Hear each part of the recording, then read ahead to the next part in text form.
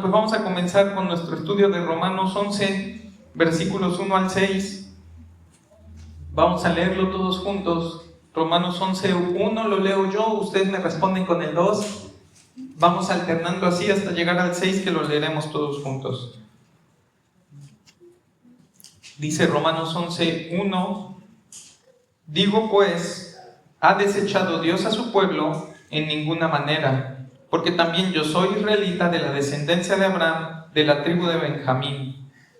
¿Ha desechado Dios a su pueblo, al cual desde antes conoció?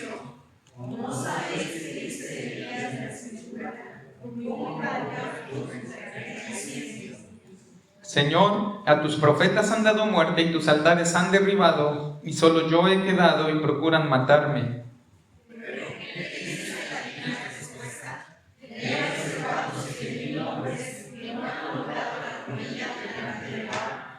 Así también, aún en este tiempo, ha quedado un remanente escogido por gracia. Y si por gracia ya no es por obras, de otra manera la gracia ya no es gracia. Y si por obras ya no es gracia, de otra manera la obra ya no es obra. Padre, gracias, Señor, porque llegamos a este nuevo capítulo de Romanos. Gracias, Padre, porque tu palabra siempre es alimento para nuestras almas.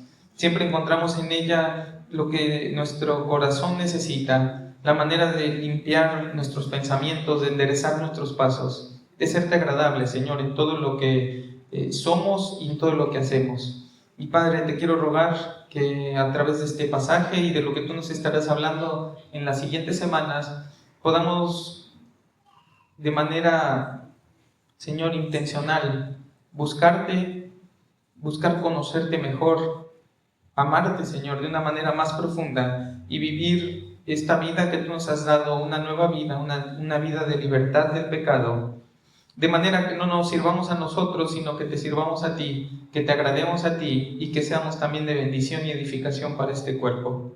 Padre, que tu Santo Espíritu nos guíe, nos enseñe, nos ilumine, porque sabemos que sin su ayuda, Padre, no podemos aspirar a nada de lo que tú has revelado, de lo que tú nos has dado en la Escritura, y que no solamente nos ilumina, Señor, sino que también pone en nosotros el deseo, el poder, Señor, la potencia para vivir conforme a tu voluntad y para abandonar nuestro pecado.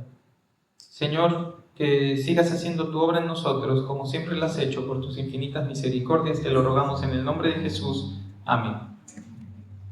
Bien, hermano, pues al cierre del capítulo 10 vemos cómo Pablo concluye con una afirmación sobre Israel que en su momento vimos y que encontramos en Isaías 62:2, que dice: todo el día extendí mis manos a un pueblo rebelde y contradictor. Y todo pareciera indicar que Pablo está poniendo el último clavo en el ataúd que sepulta por completo no solo las esperanzas de la redención de Israel como etnia, como nación, ¿no?, sino además las disposiciones en gracia de Dios que son corporativas con las que alguna vez Él cubrió a Israel. Una de las primeras preguntas que surgen es: ¿por qué es tan importante Israel? ¿Por qué una y otra vez volvemos a este tema? ¿Por qué no simplemente damos la vuelta y dejamos atrás a esta nación rebelde y contumaz de una vez por todas? Hermano, no podemos dejar atrás a la nación de Israel porque Dios no la ha dejado atrás. Nosotros no andamos buscando y rascando en el Antiguo Testamento a ver de qué manera rescatamos versículos para ver cómo mantenemos vigente Israel en nuestra conversación.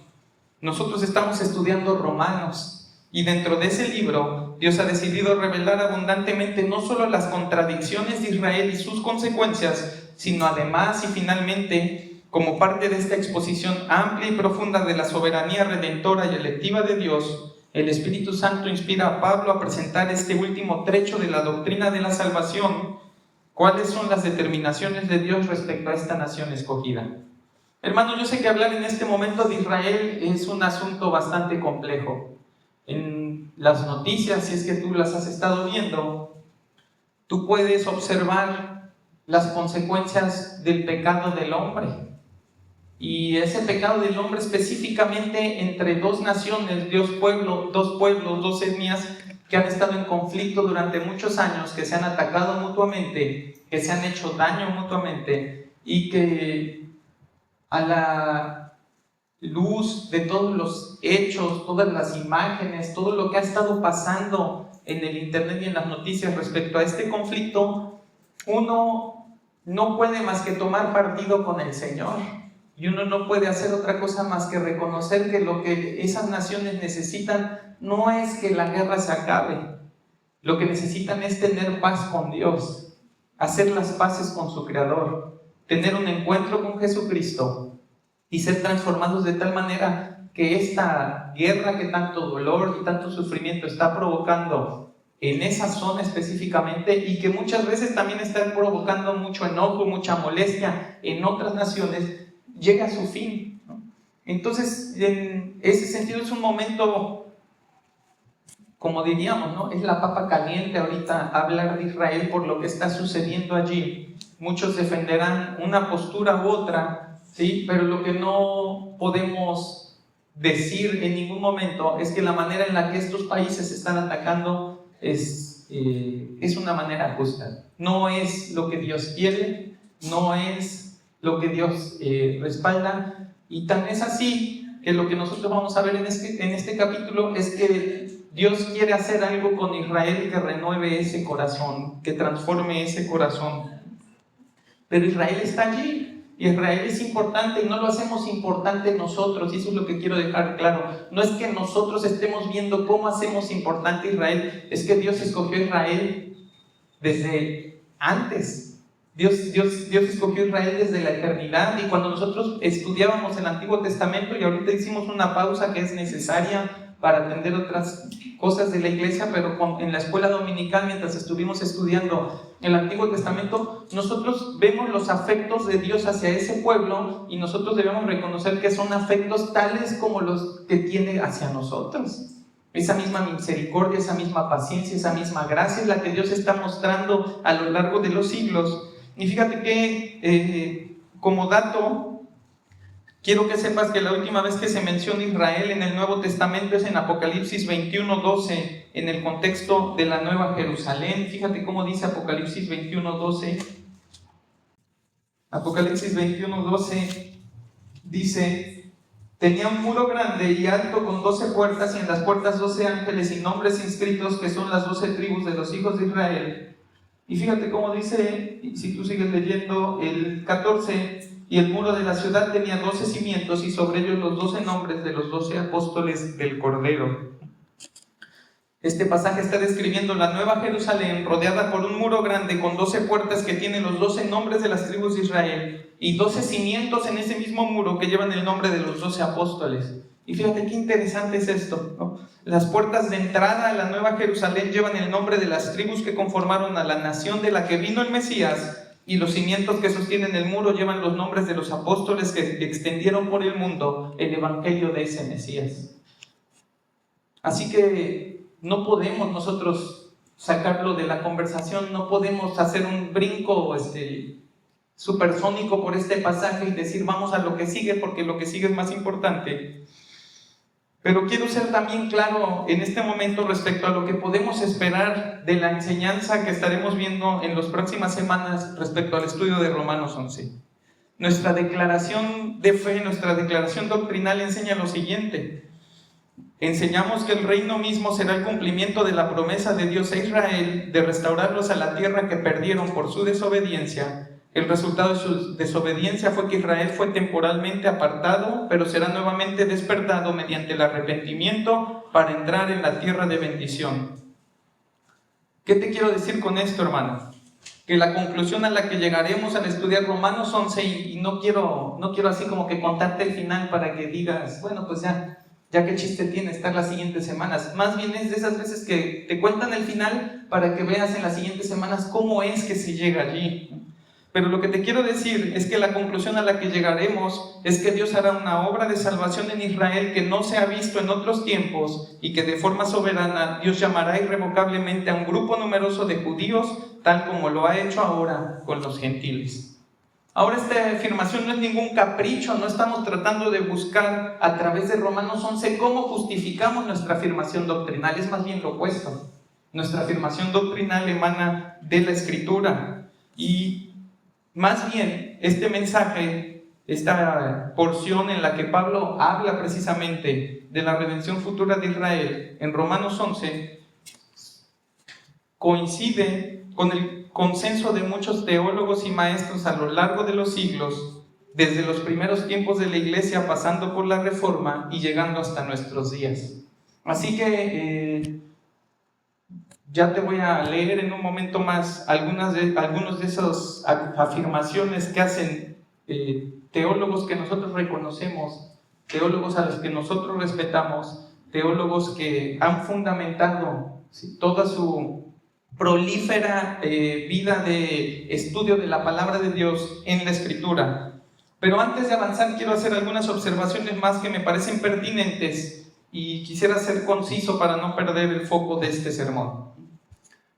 Y esta primera clase o este primer estudio va a ser más como una introducción, una preparación para entrar a lo demás.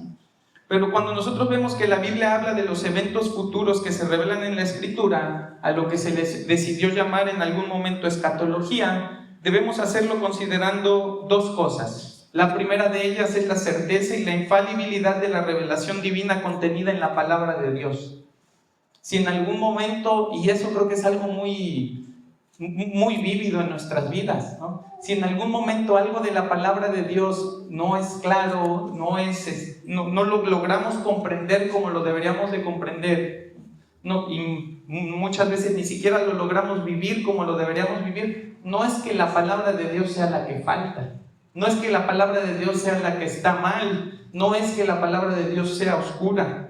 No es ese el principio sobre el cual nosotros venimos a la palabra de Dios. Nosotros venimos a la palabra de Dios sabiendo que es inerrante, sabiendo que es suficiente, sabiendo que tiene toda la autoridad de parte de Dios. Entonces no es la palabra de Dios un camino oscuro por el cual nosotros transitamos, es más bien la revelación, es como dice su palabra, la revelación es quitar ese velo y dejar que se vea la voluntad de Dios, dejar que nosotros conozcamos cuál es la voluntad de Dios, ¿no? Pero por el otro lado sí tenemos que reconocer las limitaciones y prejuicios con los que nosotros conocemos esta revelación. Ese sí es nuestro problema. El problema no está en la palabra, el problema está en nosotros. Que nosotros queremos que la palabra diga lo que queremos que diga, que enseñe lo que queremos que enseñe, que sea rígida cuando es flexible, que sea flexible cuando es rígida. ¿Por qué? Porque nosotros tenemos y luchamos con una carne, con un cuerpo pecaminoso, con un cuerpo de maldad que nos lleva a malentender, a malinterpretar y sobre todo a mal vivir las verdades que el Señor nos da en la Escritura. Y es por eso que cada vez que nosotros vamos al estudio de la palabra y cada vez que tú vas a tomar la palabra de Dios en tu hogar, con tu esposa, con tus hijos, tú solo, dentro de la iglesia, es por eso que siempre le pedimos al Señor que nos auxilie. Porque si fuera por nosotros, creo que cada uno de nosotros podría tener un evangelio diferente. Cada uno de nosotros pudiera entender lo que quiere entender y sacar las conclusiones que quiere sacar y escribir lo que quiere escribir y vivir por eso sin ningún problema. Pero dado que no está la palabra sujeta a nosotros, sino nosotros sujetas a la palabra, y no es el Espíritu Santo quien se sujeta a nuestra voluntad pecaminosa, sino nosotros quienes nos sujetamos a la voluntad del Espíritu Santo, es que recibimos esa ayuda de Él para poder entender la palabra de Dios como la debemos entender. Entonces esto significa que la palabra es lo suficientemente clara para revelar la voluntad de Dios en el grado que Él quiso revelarla, y por otro lado, que nosotros somos lo suficientemente incompetentes como para malentenderla por completo si no fuera por la ayuda del Espíritu Santo. ¿Qué es y de dónde viene la necesidad de una reforma en aquel tiempo? No es otra cosa más que hombres no regenerados tomando la palabra de Dios y creando un esquema, un sistema religioso para llegar a Dios que no viene de su palabra y del entendimiento correcto de ella. Si eso pudo suceder en aquel momento, ¿qué no nos puede suceder a nosotros si no venimos a Dios en sumisión y en sujeción a Él, tratando de comprender lo que ella enseña? Así que lo que ha pasado en ese hueco que queda entre lo que Dios dice y lo que yo entiendo de las profecías futuras o de la escatología, y ojo, creo que es importante que hagamos la observación, no estamos hablando de los hechos ya consumados, de los hechos narrados en la Escritura, de los principios dados por los apóstoles, que esos no tienen nada de oscuridad. Uno puede ir a la palabra y entender qué significa no matarás, y después puede ir a Mateo y ver cómo el Señor enseñó que matar no solo significa asesinar a alguien a sangre fría, sino matar significa incluso aborrecer a un hermano, llamarle necio, llamarle fatuo, y eso es muy claro. No necesito yo buscar alguna forma de interpretar el no matarás que me saque de la oscuridad. Pero de repente encontramos otros pasajes como el que vamos a ver hoy, ¿sí?, que hablan del futuro, que las cosas que Dios reveló en su palabra son ciertamente reveladas por Él en el detalle que Él quiere revelar, pero que no tenemos más detalles de cómo será. Que ya no tenemos una forma nosotros de afirmar que van a suceder tales cosas de tal manera porque así dice la Escritura. Y en ese brecha, en ese lapso que se genera allí, es donde se han suscitado muchas diferencias, y diferencias que en su momento han sido discutidas, han sido tratadas, ¿sí?, y que históricamente han gestado diferentes posturas teológicas posturas escatológicas que difieren en cómo serán los últimos tiempos, pero donde nunca van a diferir las posturas escatológicas cuando son genuinas y cuando son emanadas de la Escritura, es en los fundamentos inconmovibles del Evangelio. Entonces, yo sé que los estoy aburriendo con toda esta vuelta que le estoy dando al asunto, pero es necesario para que entendamos todo lo que va a venir después. Considero que es importante que hagamos esta observación, porque solo entendiendo las doctrinas fundamentales de forma correcta y suficiente, serás capaz de ver que las diferencias escatológicas entre las posturas no representan una razón o fuente de división o desunión. Contrario a la política, que ya se andaban casi agarrando del chongo allí entre los partidos aquí, ¿no? Contrario a la política, tú puedes ir a la palabra de Dios, entender las doctrinas fundamentales, entender el Evangelio, creerlo, abrazarlo, vivirlo, y aún así tener una postura escatológica distinta que tu hermano. Pero ¿en quién está tu confianza igual que la de él? En Cristo. No es mi enemigo porque piensa que en el futuro y al final de los tiempos van a suceder los eventos que la Biblia narra de forma distinta. De hecho, muchas de las diferencias escatológicas tratan de eso. Las cosas no suceden así, sino suceden así. Y esa es la diferencia de la postura escatológica. Este grupo no representa eso, sino representa esto, pero no cambia en nada la postura escatológica.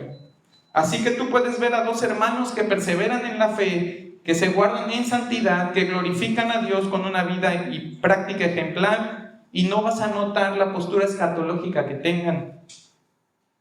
Tú los vas a ver fieles al Señor y no vas a saber qué piensan de los eventos futuros. ¿Tú qué los vas a ver? Conformados a la vida del Evangelio. Y esa es la manera correcta de vivir esto, y esa es la manera correcta de ver esto.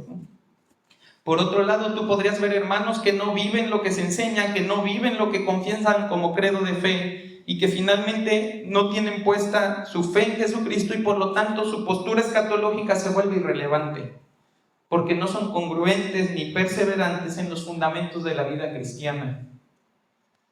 Ahora, ¿qué tan necesario me es tener una postura escatológica? Y entendamos nuevamente, cuando hablo de escatológico, es el estudio de los eventos futuros. Eso quiere decir escatología. ¿Qué tan necesario me es tener una postura de los eventos futuros que la Biblia ha revelado y que Dios ha revelado en su Escritura?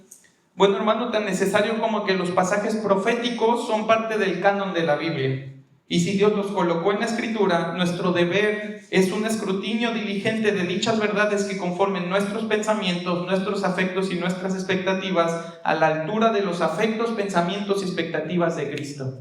Es decir, lo poco o lo mucho que sabes de de escatología, en un interés que todos debemos de tener de mostrar nuestra fe por las obras, como lo enseña Santiago, evidencia qué tan comprometidos estamos con el texto bíblico, con el cuidado de la salud de nuestra doctrina y con nuestro grado de crecimiento y de madurez. Hermano, lo que te quiero decir es fácil. Si estás luchando todavía por aprenderte los 10 mandamientos, nunca vas a tener tiempo de entender, de profundizar, de abrazar las doctrinas y las profecías que el Señor nos muestra en su palabra, como la que vamos a ver hoy. Y es lo que decía Pablo, que cuando deberíamos ya de estar corriendo, seguimos gateando, que cuando deberíamos ya de estarnos alimentando de manera sólida, seguimos pidiendo leche. ¿Eso qué se muestra y cómo se puede evidenciar fácilmente? ¿Qué tanto entiendes la escatología?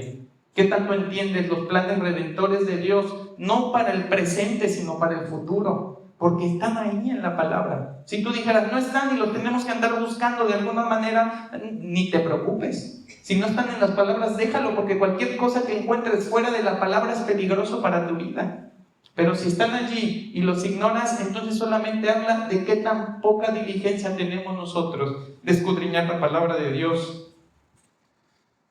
Entonces, hermano, con mucho cariño y con mucho amor, si no tienes cuidado de tu alma yendo a las Escrituras cada día y alimentándola con lo que el Señor dejó en la despensa para que tu fe se fortalezca y tu vida se acomode a los principios cristianos, entonces es comprensible que ignores aspectos de la escatología, no porque son confusos, sino porque en nuestra pereza no tenemos tiempo para estudiarlos como la palabra requiere que lo estudiemos. Y eso sucede con todo. Eso sucede con todo, pero se muestra mucho más evidentemente en qué tanto ignoro la escatología, qué tanto ignoro la revelación de Dios, la profecía respecto a los eventos futuros. No tienes respuestas a tus preguntas porque ni siquiera sabes qué preguntas tienes que hacer. Te surgen 1.000.000 de dudas cuando ves que Israel entra en conflicto con alguna nación árabe, pero no sé qué tantas de esas preguntas sean morbo o un interés genuino por conocer la revelación divina para que tu vida cambie. Es curioso que nadie pregunta por Israel el resto del año. Nadie pregunta por el futuro el resto del año. Solo cuando sale una noticia, solo cuando sucede algo, solo cuando va a haber una eclipse es que la gente se empieza a espantar y empieza a preguntar por lo que será el futuro. Y uno dice, pues ¿qué leyeron entonces? ¿Qué están estudiando de la palabra de Dios si no tienen dudas en todo el año y solo cuando ven manifestaciones externas, estímulos externos para preguntarse qué va a suceder en el futuro, es que venimos nosotros a tratar de saber y de preguntar qué es lo que Dios ha revelado en su palabra? Así que, hermano, yo te quiero animar que como cristiano, que vive la vida de un cristiano, ores sin cesar en todo tiempo, escudriñes en todo tiempo las Escrituras e indagues a través de esos dos recursos la voluntad de Dios para tu vida, pues aunque no lo parezca, esa voluntad también se encuentra en esos pasajes que nos hablan del futuro, como este que vamos a estar abordando los próximos domingos. Así que espero haber sido claro al respecto. Estoy sentando los fundamentos, las bases sobre las cuales nosotros vamos a caminar en las próximas semanas.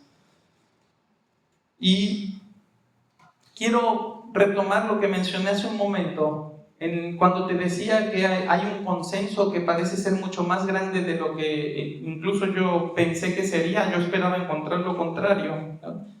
Hay un consenso muy grande entre teólogos, pastores, estudiosos de la palabra de Dios. Y yo quiero darte algunas citas, algunas referencias de ese consenso de que te estoy hablando, ¿no? Pero como ya te mencioné acerca de las posturas, es importante que sepas sobre este pasaje que también hay posturas respecto a la relación de Israel con Dios y sus disposiciones soberanas respecto a su salvación en los últimos tiempos. En una práctica piadosa, y por eso te dije todo lo que te dije, estas posturas nunca van a afectar la manera en la que un creyente vive su fe. Ahora voy a mostrarte entonces estas afirmaciones que creo que serán de mucha ayuda para abordar este pasaje como es debido. Y en primer lugar voy a tomar una cita que hace John Piper del teólogo J.C. Riley, que dice: los judíos son mantenidos separados para que finalmente sean salvados, convertidos y restaurados a su propia tierra. Son reservados y preservados para que Dios pueda mostrar en ellos, como en una plataforma, a ángeles y hombres, cuánto odia el pecado y aún así cuánto puede perdonar y cuánto puede convertir. Eso nunca se realizará en magnitud como en el día en que todo Israel será salvo. Eso lo dice en esta publicación que se llama ¿Estás listo para el fin de los tiempos? ¿Qué dice Piper? Él personalmente, ¿qué piensa de esto? Fíjate, él dice esto: y de esta manera todo Israel será salvo, como está escrito: el libertador vendrá de Sión, él apartará la impiedad de Jacob, Esto parece ser de manera más natural una imagen de la segunda venida. La referencia de Cristo a apartar la impiedad de Jacob se refiere de manera más natural a la eliminación del endurecimiento mencionado en el versículo 25. Jacob no es una referencia natural o típica al remanente elegido de Israel. El endurecimiento dura hasta que haya entrado la plenitud de los gentiles, el clímax de las misiones mundiales, y entonces Cristo levanta el velo y elimina el endurecimiento. Él aparta la impiedad de Jacob de todo Israel. Sigue diciendo él, aunque Israel es ahora una nación que rompe el pacto y no cree, va a cambiar. La nación que ahora es enemiga será convertida más tarde debido a la elección y al amor. No puedo ver nada diferente en el capítulo 11, sino a Pablo argumentando que la razón por la que la palabra de Dios no ha caído en Romanos 9:6 es primero porque no todo Israel es Israel, capítulo 9, y segundo porque algún Israel es siempre Israel y hay un remanente en cada generación, que es lo que vemos nosotros en el 10 cuando dice que allí estaban los 7,000, ¿sí? Que había apartado, que había salvado, y que Elías decía, yo soy el único que queda. Y tercero, en el final todo Israel será salvado y por lo tanto la palabra de Dios definitivamente no ha caído. Él cumplió sus promesas del pacto en esas tres formas, y Romanos 11 simplemente nos lleva al clímax del argumento diciendo que en el final de esta era todos vienen a salvación. No significa cada último individuo, porque la frase todo Israel se usa varias veces en la Biblia para simplemente decir el movimiento corporativo. Eso lo dice R.C. Sproul en 5 razones por las que creo que Romanos 11:26 significa una conversión futura de Israel. Así se llama el artículo. Tengo todos los links, si en algún momento los quieren y los quieren leer, me los pueden pedir y se los paso. Por su parte, R.C. Sproul en su sermón El rechazo de Israel no es final, afirma que hay momentos en la historia redentora, o un periodo en la historia redentora que la Biblia describe como los tiempos de los gentiles, o lo describe como los tiempos de los gentiles. Ahora, ¿a qué puede referirse eso si no es a una distinción entre algún otro tiempo? Y el único otro tiempo que tendría algún sentido aquí, si vamos a tener una distinción de los tiempos de los gentiles, sería el tiempo ¿de qué? De los judíos. Entonces, en la historia redentora tienen los tiempos de los judíos, tienen los tiempos de los gentiles, y esto es lo que oigo decir a Pablo. Tienes ese tiempo en la historia redentora donde el enfoque de la gracia redentora de Dios está en los judíos. Pero según Lucas 21, si tú vas a Lucas 21:24, vamos a abrir nuestras Biblias en Lucas 21:24, y estoy leyendo la cita de R.C. Sproul, Lucas 21:24, dice, y caerán a filo de espada y serán llevados cautivos a todas las naciones, y Jerusalén será hollada por los gentiles hasta que los tiempos de los gentiles se cumplan. Dice R.C. Sproul, pero según Lucas 21, la nación judía fue destruida, y según Romanos 11, no para siempre. Todavía hay un futuro para Israel étnico, todavía hay un futuro para la ciudad de Jerusalén, si estoy leyendo el texto claramente. Esto lo dijo R.C. Sproul en su sermón, el rechazo de Israel no es final. J.I. Packer, que lo mencionábamos hace un momento, en su libro de Teología Concisa, habla sobre la iglesia y mira lo que dice él. Dice, la incredulidad de la mayoría de los judíos en Romanos 9-11 llevó a una situación que Pablo describe como Dios cortando las ramas naturales de su olivo, la comunidad del pacto histórico, y reemplazándolas con brotes de olivo silvestre en Romanos 11:17-24. El carácter predominante gentil de la iglesia no se debe a los términos del nuevo pacto, sino al rechazo judío de ellos. Y Pablo enseñó que esto será revertido un día, en Romanos 11:15 y 23-31. Y por último, no porque no haya más referencias, sino a fin de avanzar con este estudio de hoy, mira lo que dice Jonathan Edwards sobre Israel. Dice, la infidelidad judía será derrocada. Los judíos en todas sus dispersas comunidades abandonarán su antigua infidelidad y sus corazones serán maravillosamente cambiados y se aborrecerán a sí mismos por su pasada incredulidad y obstinación. Fluirán juntos hacia el bendito Jesús, reconociéndolo penitente, humilde y gozosamente como su glorioso Rey y único Salvador, y con todo su corazón, como un solo corazón y voz, declararán sus alabanzas a otras naciones. Nada más ciertamente predicho que esta conversión nacional de los judíos en Romanos 11. Además de las profecías sobre el llamamiento de los judíos, tenemos un notable sello providencial del cumplimiento de este gran evento a través de una especie de milagro continuo, a saber, su preservación como una nación distinta. El mundo no ofrece nada más parecido. Indudablemente hay una mano providencial notable en ello. Cuando sean llamados, ese antiguo pueblo que fue el pueblo de Dios por tanto tiempo, será nuevamente su pueblo para nunca más ser rechazado. Serán reunidos en un solo rebaño junto con los gentiles. Eso lo dice las obras de Jonathan Edwards, volumen 1. Ahí tengo la página también si necesitas y lo quieres leer. Y como te decía, hermano, estas voces se unen a la mayoría de los teólogos, quienes coinciden en que este evento redentivo centrado en Israel no es simplemente probable, sino totalmente cierto. Y lo que haremos con la guía de Dios y del Espíritu Santo en las próximas semanas será estudiar esta promesa divina que refleja una vez más la misericordia y el amor electivo de Dios, que habiendo escogido de entre las naciones una nación para glorificarse a través de ella por medio de su liberación espiritual y física, hará todo lo necesario al final de los tiempos por amor de su nombre para concluir esa liberación espiritual y física, glorificándose a sí mismo a través de ello y sujetando todo bajo los pies de Cristo. Así que, hermanos, vamos a abordar Romanos capítulo 11 y vamos a abordarlo viendo cómo el Señor en sus determinaciones soberanas ha decidido hacer una obra milagrosa con Israel, ¿sí?, rescatándolos de su incredulidad, de su rebeldía, de su prevaricación, ¿no?, rescatándolos de allí para, a través del Evangelio y a través de Jesucristo, ¿sí?, atraerlos nuevamente a Él de una vez por todas. Y como bien decía, y coinciden todos los autores, no es que todo judío en el futuro va a ser salvo. Y por allí decía Piper, no es que vayan a ser salvos porque son judíos. Los judíos no van a ser salvos porque son judíos, los judíos van a ser salvos porque Dios es Dios. Y eso es en lo que nosotros confiamos, no solamente respecto a eso, sino respecto a nosotros mismos.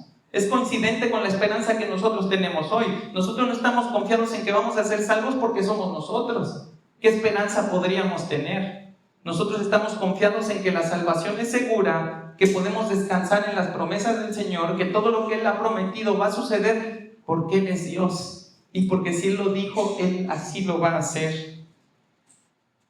Pero hermano, yo quiero que dentro y en medio de todo esto, no dejes de ver la gracia de Dios en Cristo para ti y para mí, que es la misma que hoy alcanza a todo judío que Dios llama en la fe en nuestros días, y es la misma que alcanzará a todo Israel en el día de su conversión futura.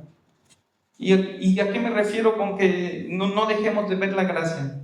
Hermano, no perdamos nunca el asombro de reconocer que hemos sido elegidos por Dios. Que no sea algo como que nos despertamos y lo damos por hecho, porque regularmente todas las cosas que nosotros damos por hecho son cosas que nosotros comenzamos a despreciar. Son cosas que, y no precisamente cosas, pueden ser hasta personas. De repente, si tú te despiertas todos los días junto a la misma persona y no piensas, es una gracia de Dios, es una providencia de Dios, es el amor de Dios para mí reflejado a través del esposo, la esposa que Él me dio, y uno lo empieza a dar por, pues es lo que tengo todos los días, ¿no? Es lo mismo de siempre, ¿no?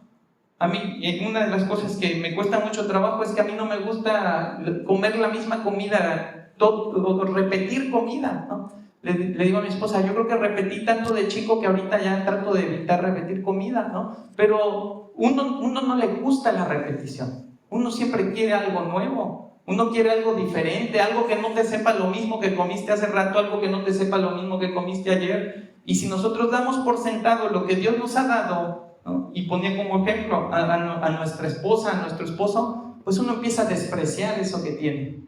Y uno empieza a quejarse y a decir, ¿por qué no tengo algo diferente? ¿Por qué no tengo algo mejor? Ya de repente cambió, antes era lo mejor de mi vida, ahora de repente pudiera haber algo mejor, ¿no? Y muchas veces nosotros hacemos ese mismo ejercicio con la salvación. Estamos tan acostumbrados a ella, estamos tan acostumbrados al amor de Dios, nos confiamos y despreciamos tanto esa misericordia que Dios tiene con nosotros, que la damos por hecho, la damos por sentado, no la agradecemos, no la meditamos, no consideramos todo lo que implicó. No sé qué tan fácil o qué tan difícil es para ti cuando estamos aquí celebrando la Santa Cena, meditar en lo que implicó que tú puedas celebrar esa Santa Cena y hacer memoria de Jesucristo. ¿Qué tan fácil haces memoria de Jesucristo? ¿Qué tan lejos vas haciendo memoria de Jesucristo? Porque muchas veces nada más es pues que Cristo murió por mí para perdonar mis pecados, y ahí se queda toda tu memoria de Jesucristo. Como si no hubiera hecho nada más, o como si su sacrificio no hubiera significado nada más. Entonces, hermanos, no debemos de perder nunca el asombro de reconocer que hemos sido elegidos por Dios. ¿Para qué? ¿O cómo? ¿No? Primero, que nuestros ojos y los ojos y nuestros oídos fueron abiertos, resplandeciendo la luz del Evangelio en nosotros. Segundo, que nuestro corazón fue transformado para despertar a un afecto hacia Él que un corazón de piedra no podía tener. Tercero, que hemos escuchado un evangelio y hemos caído rendidos ante la dura verdad de nuestra condición y ante la dulce verdad de su amor. Y cuando uno empieza a ponerlo uno tras otro, uno sobre otro, uno empieza a decir, no es cualquier cosa mi salvación. Que yo, habiendo estado muerto en mis delitos y pecados, no teniendo ninguna capacidad espiritual, no teniendo manera de agradar a Dios, que de repente Dios me haya elegido a mí y haya dicho, tú vas a escuchar el evangelio que millones de personas escuchan y no les importa, que escuchan y no les interesa, y que tú digas, yo lo escuché y algo despertó en mí, algo me movió, conmovió, algo dentro de mi ser que no lo puedo escuchar y simplemente ignorar. Que no puedo escuchar que alguien se sacrificó por mí y que ese alguien fue el Hijo de Dios y decir, bueno, pues no pasa nada, lo mejor fue por el de aquel. ¿Cómo fue? ¿Qué te hizo a ti diferente a los demás? ¿Qué te hizo a ti distinto? ¿Qué había en ti que pudieras decir, es que yo sí estaba listo para escucharlo y aquel no? Sino es la gracia de Dios que te prepara para ello. Que hemos sido movidos a fe por la obra del Espíritu Santo para remover toda confianza en el hombre y depositar toda nuestra confianza en Cristo. Y es cierto. ¿Qué es eso que ahora te hace dudar de los hombres y que antes tú decías, pues yo confío en, ¿no? Y tú dices, pues a lo mejor no confiaba en otros hombres, pero confiabas en ti y eres un hombre más. Y de repente escuchas un evangelio que te dice que eres el peor de los pecadores, que estás en la peor de las condiciones, que no te puedes ayudar a ti mismo, que necesitas que Dios sea quien te ayude, y de repente eso te suena maravilloso. Ve y díselo ahorita a cualquiera. ¿Quién te va a decir que esa es una idea maravillosa?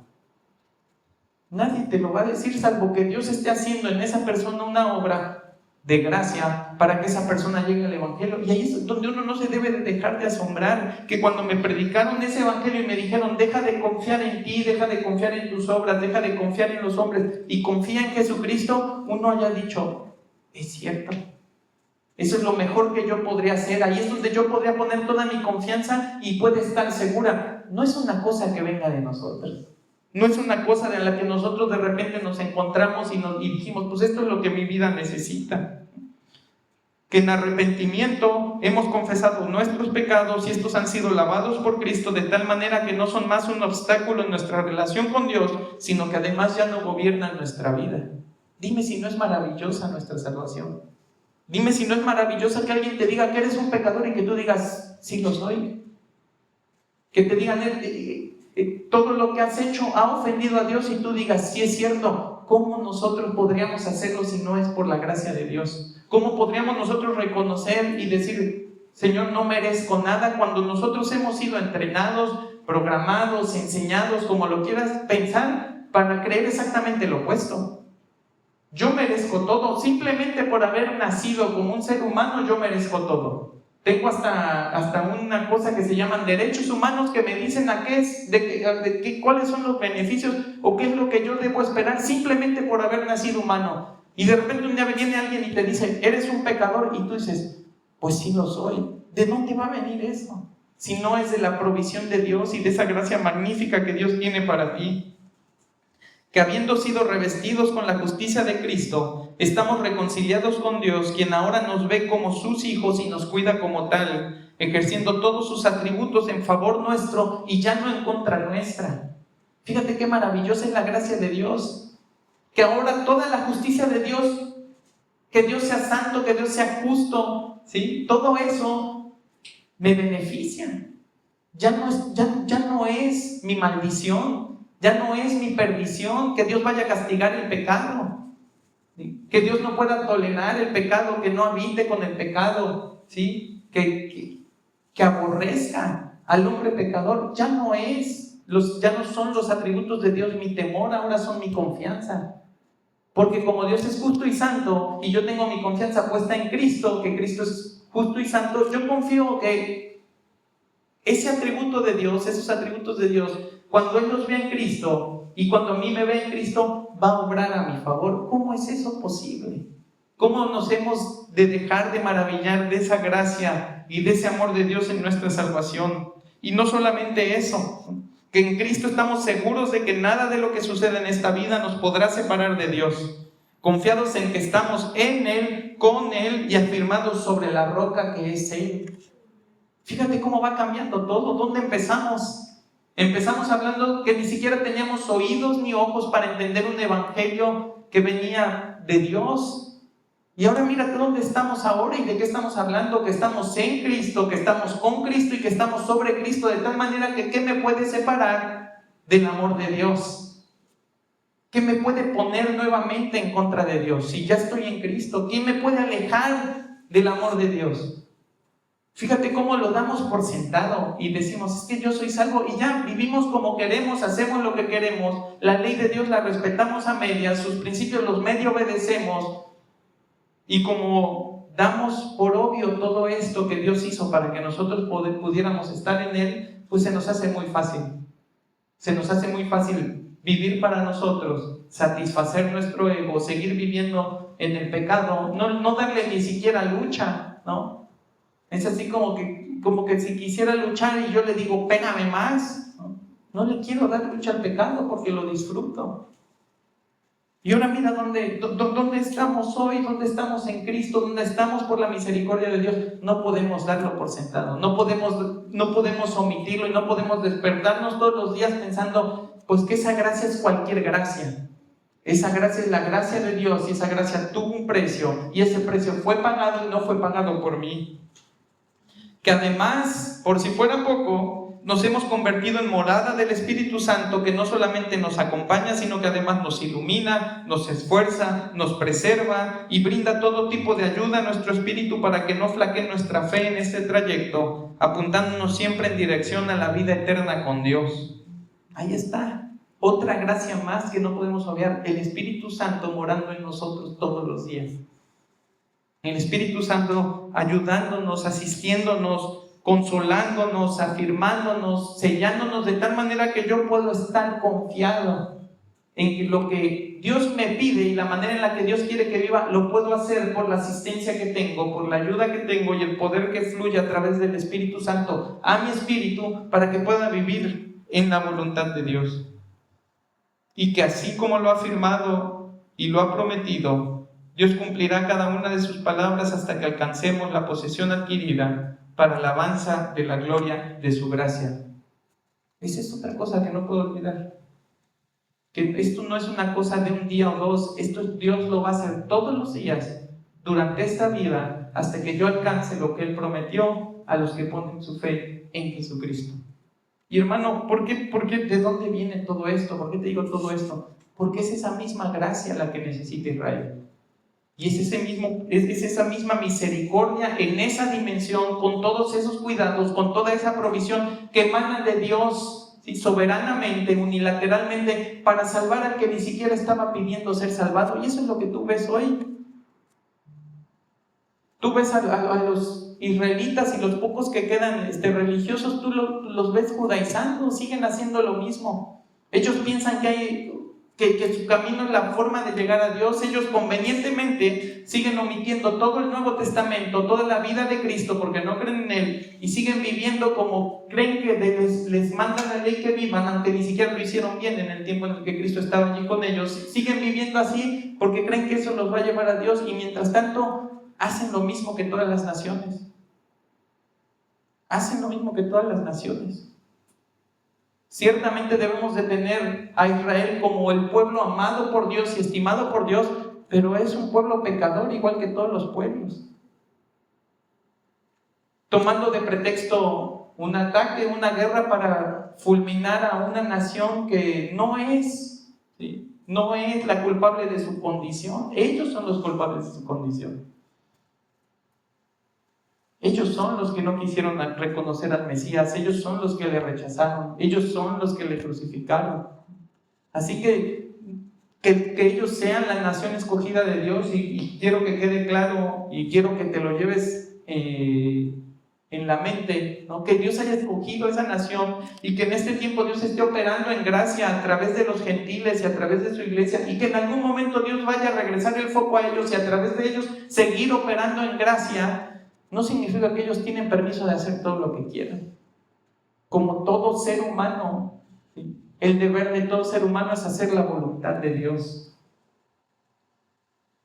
Entonces, hermanos, la voluntad de Dios, ¿cuál es? Pues que le busquen. No ves a Israel buscándolo en este momento, pero lo que sí hay es de parte de Dios una voluntad y un deseo que ha sido plasmado, ¿sí?, ha sido escrito allí en Romanos 11 y ha sido presentado por Pablo, ¿sí?, que nos da la confianza de saber que Dios va a obrar soberanamente y en su voluntad para salvar a esa nación que en este momento pareciera que no tiene salvación, que en este momento pareciera que no solo no merece gracia, sino que merece más castigo. Y no, el Dios que los eligió es el mismo Dios que te eligió a ti y a mí. ¿Y por qué ha hecho esto el Padre? ¿Por qué esto ha hecho el Hijo? ¿Y por qué ha hecho esto el Espíritu Santo? Lo ha hecho por amor, según el beneplácito de su voluntad. Es por su benevolencia, porque en Dios hay una bondad que para nosotros no tiene sentido si no es por Cristo. Porque cuando en nuestra vida podríamos nosotros imaginar que un Dios santo y perfecto, ¿cómo íbamos a imaginarlo? Que un Dios santo y perfecto, Señor de una creación abominable y depravada, habría de dar a su propio Hijo para redimir de entre ellos a los que amó desde la eternidad.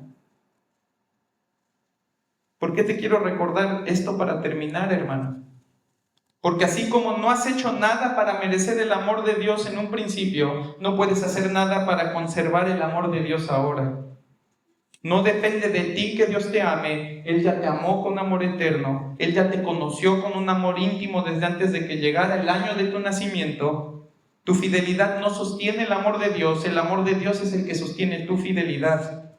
Si caminas en Él y te sujetas a su ley, no es porque le amas lo suficiente como para sostener tu fe. Realmente es que Él te ama lo suficiente para hacerte caminar en Él y sujetarte a su ley. Nunca cambies el orden del afecto de Dios y pongas el tuyo en primer lugar, porque eso lo único que va a hacer es extraviar tu corazón. Y si eres un humano como todos nosotros somos, seguramente en tu mente luchas todos los días deshojando la margarita pensando si Dios te seguirá amando después de lo rebelde y desobediente que eres cada día. Después de que pecas una y otra vez contra Dios y su ley, después de que te encuentras cediendo ante el viejo hombre y abandonando el andar en el Espíritu. Pero amado, si tú has puesto tu confianza en Cristo, y escúchame bien, es toda tu confianza, no es una parte. Porque una parte es lo mismo que nada para Dios. Si tú pones solo un poco de tu confianza en Cristo, o pones mucho de tu confianza en Cristo, pero no pones toda, para Dios es lo mismo que nada. Él lo quiere todo. Si tú has puesto toda tu confianza en Cristo, entonces no tienes por qué sentirte vencido, por qué sentirte no amado, por qué sentirte despreciado por Dios. Que tus sentimientos no moldeen tu realidad. Deja que tus convicciones lo hagan. Sábete amado, sábete vencedor, sábete tan apreciado por el Padre con el mismo aprecio que tiene por su Hijo, del cual eres coheredero. Sábete santo, recto e íntegro. Porque todo lo que sientes emana de tu corazón, que te podría engañar, pero todo lo que sabes emana de la justicia de Cristo revelada por Dios a través de la Escritura. Así que lucha, esfuérzate, muestra tu valentía para seguir a Cristo como un discípulo que no va a mirar hacia atrás. Y mientras corres con los ojos puestos en Jesús, recuerda que es por Él que corres hacia la eternidad y no por ti que te arrastras hacia el infierno. Así que, hermano, lo único que quise hacer con este ejercicio de no dar por sentado la gracia es que veamos que eso mismo que Dios ha hecho en nosotros, y no es cualquier cosa, no es cualquier cosa, Él lo quiere hacer en Israel. ¿Para qué? Para testimonio de todas las naciones. Para todo el testimonio de todas las naciones que puedan ver que eso que Él dijo que iba a hacer con Israel, en el final de los tiempos lo hizo. Y no que digan, ya no lo pudo hacer. Ya no hubo manera en la que lo hiciera. Los tuvo que juntar con otros, los tuvo que dejar de lado para que eso pudiera ser cierto. Dios no ha dejado caer su palabra y no la dejará caer nunca. Así que pongámonos de pie.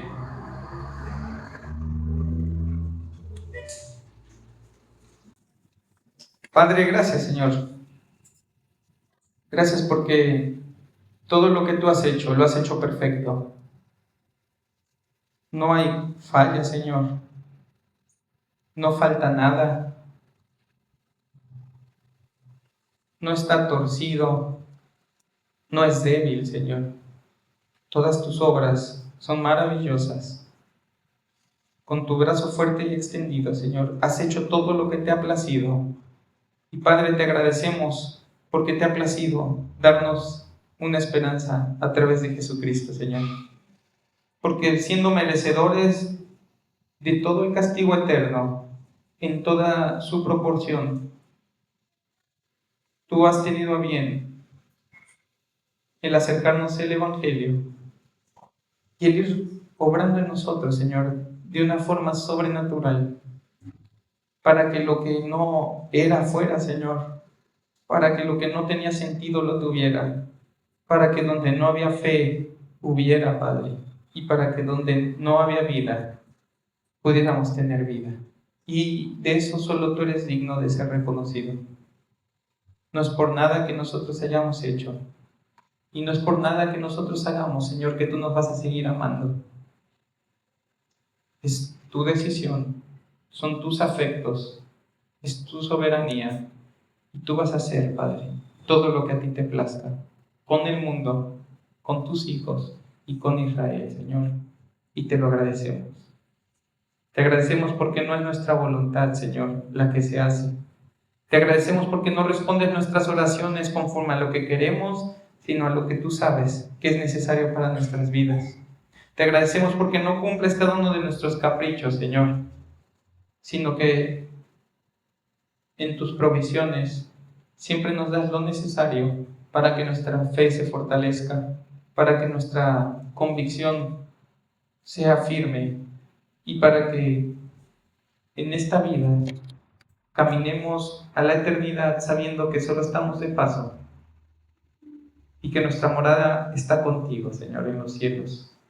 Gracias, Padre, que tu palabra nos siga enseñando, que tú nos sigas guiando, Señor, a una verdad que es conocida por tu iglesia, que es amada por tu iglesia, pero que también es vivida por tu iglesia, Señor. Y que esa vida en verdad y en amor pueda ser testimonio para la gente que no te conoce, pueda ser la puerta que nos permita predicar el Evangelio sin temor, sin vergüenza, Padre.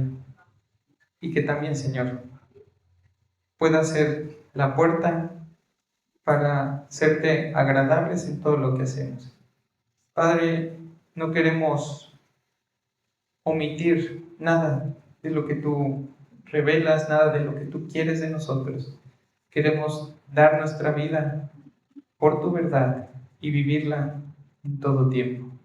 Te alabamos, te bendecimos y te rogamos que tú nos lleves con bien y guardes a tu iglesia, Señor, de todo mal, que bendigas a aquellos que no nos han podido acompañar y a aquellos que están pasando por prueba.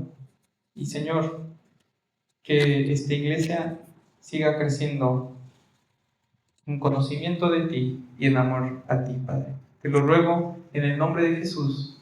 Amén.